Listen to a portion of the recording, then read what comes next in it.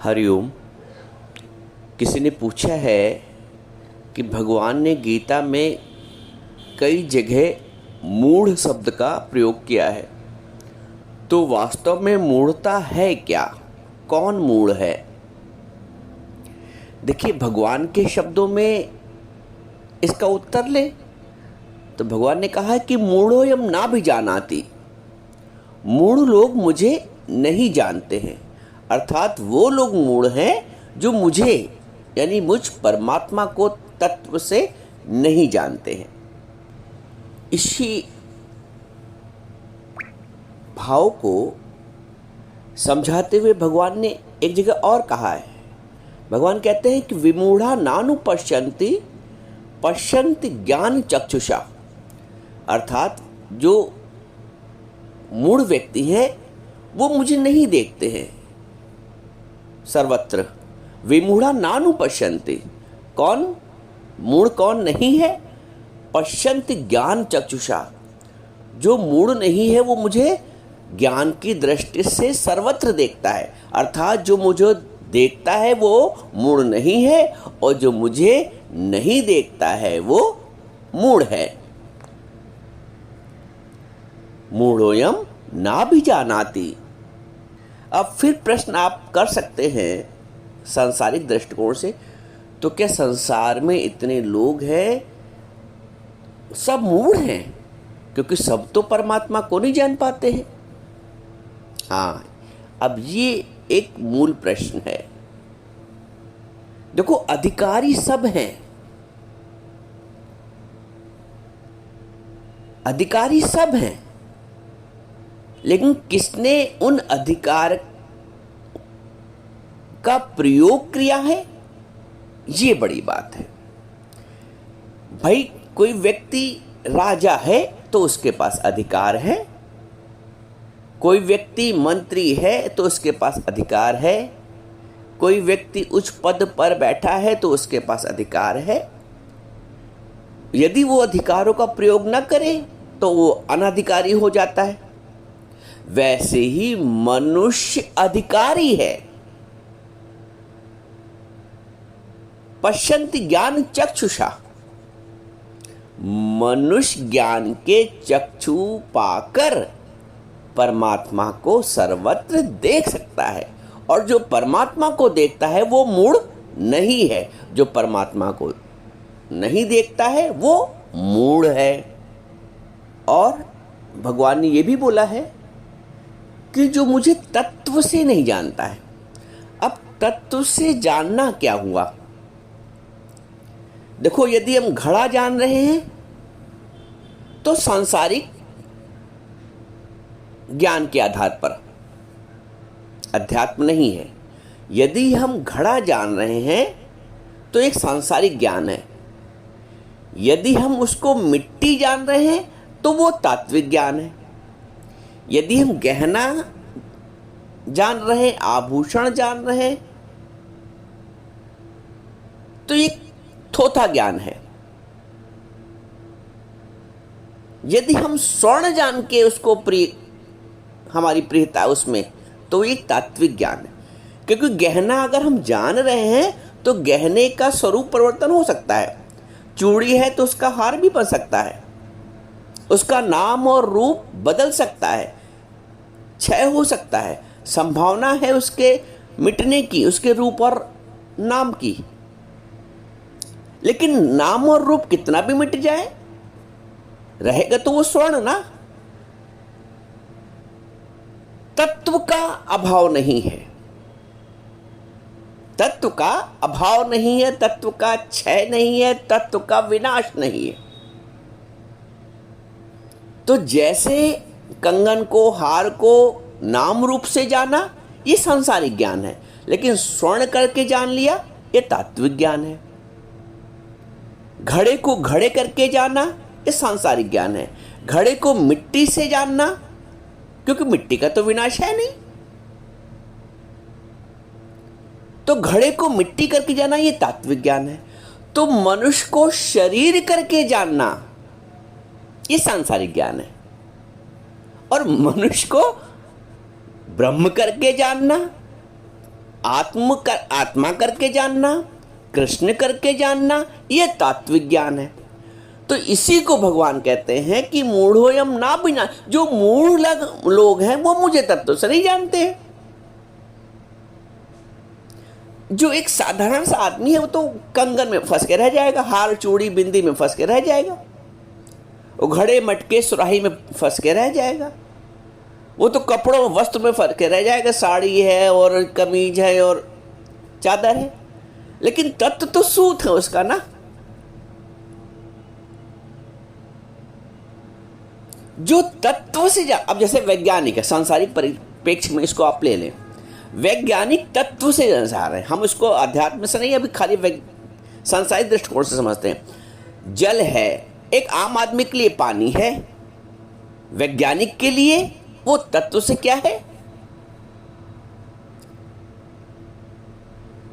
एक सांसारिक व्यक्ति के लिए हवा है, ऑक्सीजन है, वैज्ञानिक ने उसको तत्व से जान लिया। कार्बन डाइऑक्साइड एक गैस है, वैज्ञानिक ने उसे तत्व से जान लिया खोज करके। CO2, चांदी एक पदार्थ है, वैज्ञानिक ने उसे तत्व से जान लिया, तात्विक नाम से जान लिया, Ag। तत्व से जानने वाला ही सांसारिक दृष्टिकोण से देखें तो वैज्ञानिक है। वैसे ही अध्यात्म को तत्व से जानने वाला संत है, ऋषि है, मुनि है। तो संत ही उस परम तत्व की अनुभूति कर सकते हैं, एक मूढ़ व्यक्ति नहीं कर सकता है। जैसे एक मूढ़ व्यक्ति वैज्ञानिक नहीं कहला सकता है। जो परीक्षण करता है, अन्वेषण करता है, खोज करता है, तत्व से जानता है, वह वैज्ञानिक है। तो जो अध्यात्म के मार्ग पे, देखो हम सब आध्यात्मिक हैं और नहीं है तो हो सकते हैं, क्योंकि हम मनुष्य हैं और हम अधिकारी हैं। तो अधिकार का प्रयोग, अधिकारी होने के पश्चात भी, अधिकार होने के पश्चात भी यदि हम उन अधिकारों का प्रयोग नहीं करते हैं तो मूढ़ हैं। मनुष्य हैं और मनुष्यता का प्रयोग नहीं करते हैं तो मूढ़ हैं। चेतन हैं लेकिन हम उस चेतना का विकास नहीं करते, प्रयोग नहीं करते तो मूढ़ हैं। अब आप ये भी पूछ सकते हैं कि दुनिया में इतने व्यक्ति घूम रहे हैं, काम कर रहे हैं, जीवन यापन कर रहे हैं, तरह तरह के कर्म कर रहे हैं, तो क्या इनमें चेतना नहीं है? नहीं, चेतना तो है। एक चेतना होती है जो सहज रूप से कार्य करती है, और एक चेतना वो होती है, चेतना वही होती है, उसी चेतना को जागृत कर लिया जाता है। तो जिसने अपनी चेतना को जागृत कर लिया वो तत्व से जान गया। जिसने अब चेतना, देखो सबके पास है, सब लोग चल रहे हैं, काम कर रहे हैं, कार्यशील है, लेकिन चेतना को जागृत करना दूसरी बात होती है, चेतना का अनुभव करना दूसरी बात होती है। जो इस अध्यात्म के संत हैं, साधु हैं, ऋषि हैं, मुनि हैं, साधक हैं, वो अपनी चेतना का, आत्म चेतना का, ब्रह्म चेतना को जागृत करके उसका अनुभव करते हैं।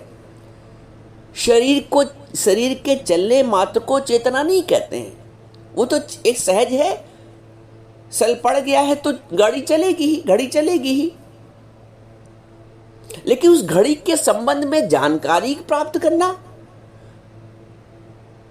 ये चेतना का विकास है। शरीर है तो चेतना है, तभी शरीर है और चल रहा है, लेकिन इसके अध्यात्म को समझना, तभी तो भगवान ने बोला कि ज्ञानम तेहम सविज्ञानम इदम वक्ष्यामि शेषिता यज् ज्ञात्वा भूयो न ज्ञातव्यम अविशेषिते।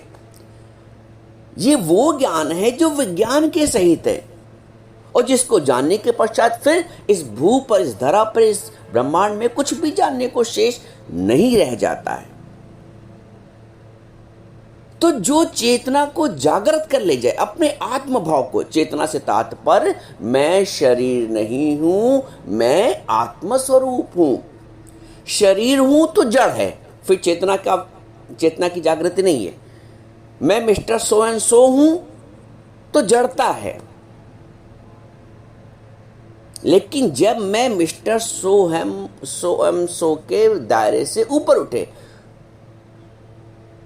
मैं मिस्टर सो एम सो नहीं हूं, क्योंकि सो एम सो का नाम और रूप है, परिवर्तनशील है और विनाशशील भी है। लेकिन जो चेतना है सो एम सो की, यानी जो मैं हूं का भाव जड़ है शरीर भाव से, लेकिन आत्म भाव, वही मैं का भाव जो शरीर से लेके हम चल रहे हैं, वही जब मेरी आत्मा के भाव से प्रकट हो जाता है तो वो चेतना का प्राकट्य है। तो हर व्यक्ति जो संसार में, आप कह रहे थे ना अभी कि सब लोग, इतने लोग चल रहे हैं कार्यशील, क्या ये मूढ़ हैं? इन्होंने अपने आत्म स्वरूप को नहीं जाना, इसलिए मूढ़ है। वो जड़वत व्यवहार कर रहे हैं, एक हस्ती को, एक अस्तित्व को, एक झूठे अस्तित्व को मान के चल रहे हैं, बस इतना ही हूं मैं। भगवान कहते हैं जो माम पश्यति सर्वत्र सर्वम च मयि पश्यति, जो मुझको सब में देखता है और सब में मुझको देखता है, वो ज्ञानी है। उसी ने अपनी चेतना को जागृत किया है।